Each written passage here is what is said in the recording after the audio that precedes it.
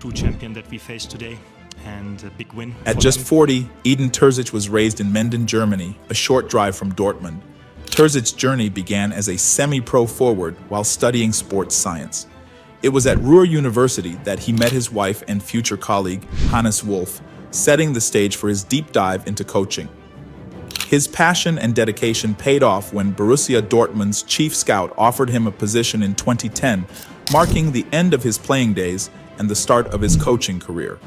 Under the tutelage of Jurgen Klopp, Terzić honed his skills, working closely with Dortmund's youth teams and witnessing the rise of stars like Mario Götze and Robert Lewandowski. His career then took him to Besiktas and West Ham, where he assisted Slaven Bilic, gaining invaluable international experience.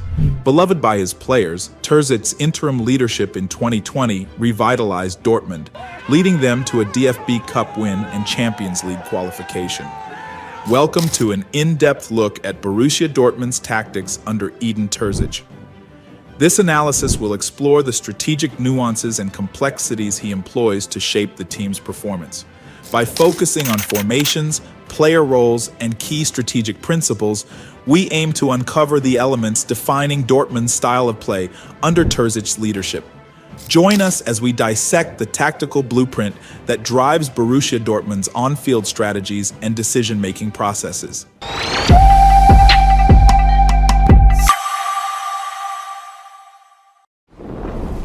In his tactical setup, Edin Terzić employs a meticulous approach to both low and high build-up plays, utilizing formations that maximize efficiency and control. In the low build-up, Terzić deploys a 1-4-3-3 formation, featuring a lone defensive midfielder, number 6, and two more advanced midfielders, number 8s. Dortmund's strategy hinges on swift vertical long balls, positioning attackers centrally to enhance their chances of winning both the initial and secondary balls. When transitioning to a high build-up, Terzić shifts to a 1-3-2-5 formation, with 3 center-backs, 2 holding midfielders, and 5 attackers. This setup creates a dense central midfield, with 4 midfielders generating multiple passing options and maintaining tight spacing. Terzić favors this approach to dominate the central areas, using a high and wide player to stretch the opposition's backline and create numerical superiority in midfield. This compact formation also facilitates effective defensive transitions, enabling quick pressing when possession is lost and ensuring more players are positioned to reclaim the ball. A crucial element of Terzic's high buildup is maintaining a high defensive line. This tactic enhances counter-pressing by positioning players closer to the center, making it harder for opponents to retain possession.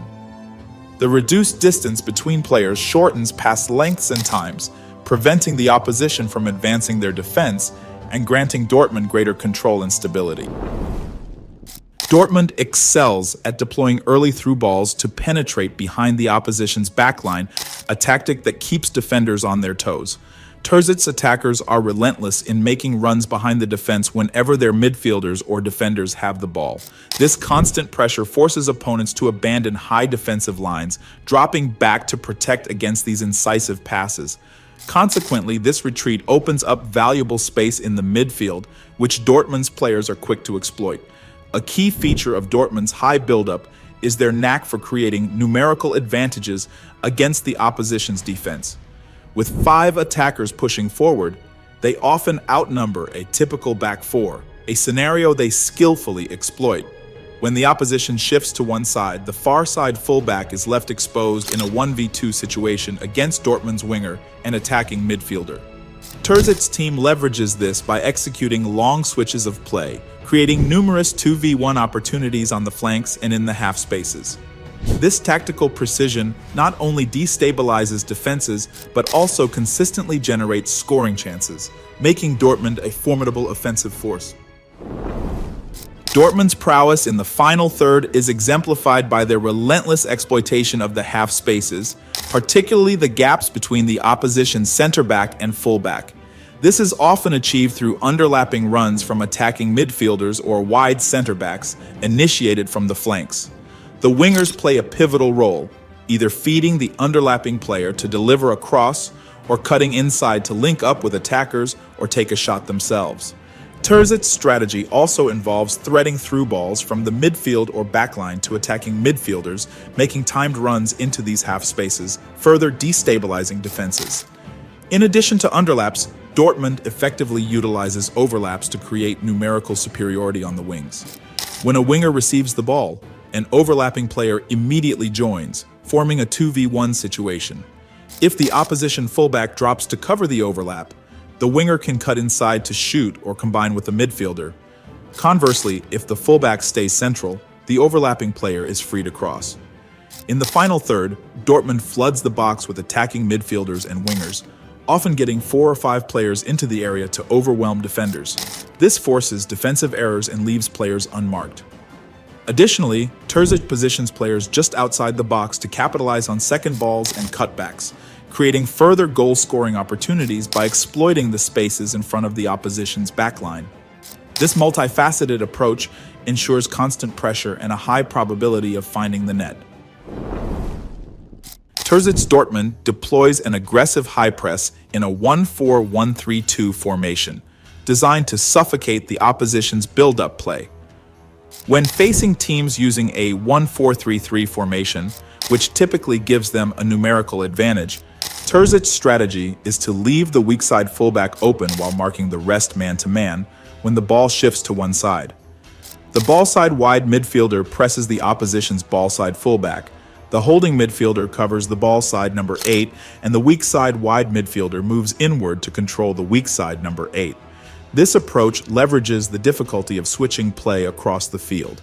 If the ball holder attempts a cross-field pass, Dortmund's players have enough time to intercept or challenge for the ball, ensuring a numerical advantage against the opposition striker and better control over long balls.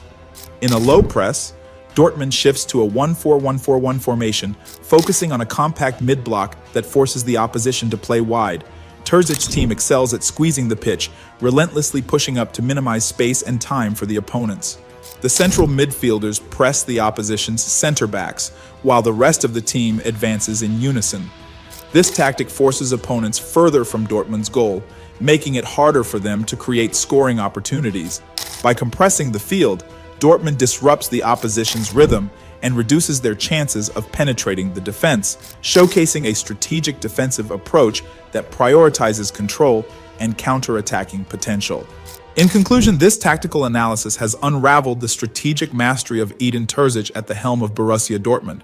We've delved into the depths of Terzic's tactical genius, marked by seamless attacking fluidity, robust defensive structures, and dynamic transitions. His adeptness at tweaking formations and honing player positioning showcases a profound grasp of the game's complexities. As Dortmund marches forward under his innovative leadership, Terzic's strategic brilliance promises to be the cornerstone of their quest for glory. The anticipation is palpable. Will his tactical prowess usher in a new era of triumphs for the black and yellows? The unfolding chapters of Terzic's journey at Dortmund are sure to keep football enthusiasts on the edge of their seats, eagerly awaiting the next tactical masterstroke.